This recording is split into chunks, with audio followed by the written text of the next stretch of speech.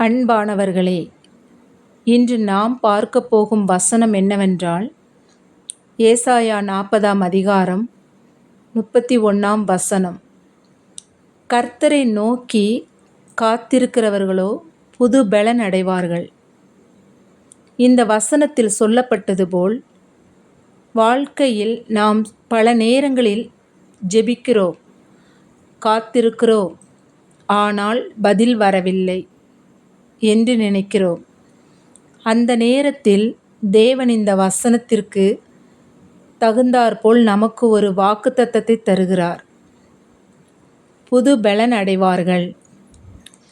இந்த வசனம் தேவன் புதிய பெலன் தருவார் என்று கூறுகிறது.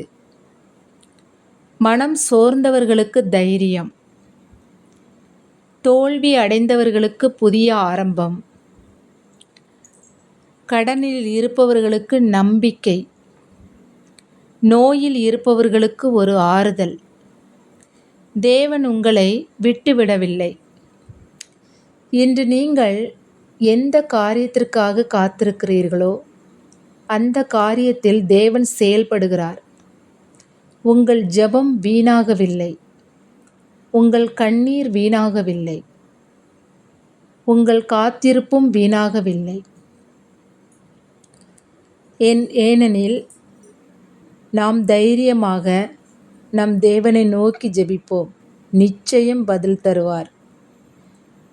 இந்த வீடியோவை பார்க்கும் அனைவரும் ஏதோ ஒரு காரியத்திற்காக தேவனின் பாதத்தில் ஒப்பு கொடுத்து ஜெபித்திருப்பீர்கள். இப்படியாக காத்திருக்கும் அனைவருக்கும் இன்று நம் தேவன் பதில் தரப் போகிறார். இது நிச்சயம். இன்று நீங்கள் காத்திருக்கிறீர்கள், நாளை நீங்கள் சாட்சியாக நிற்பீர்கள்.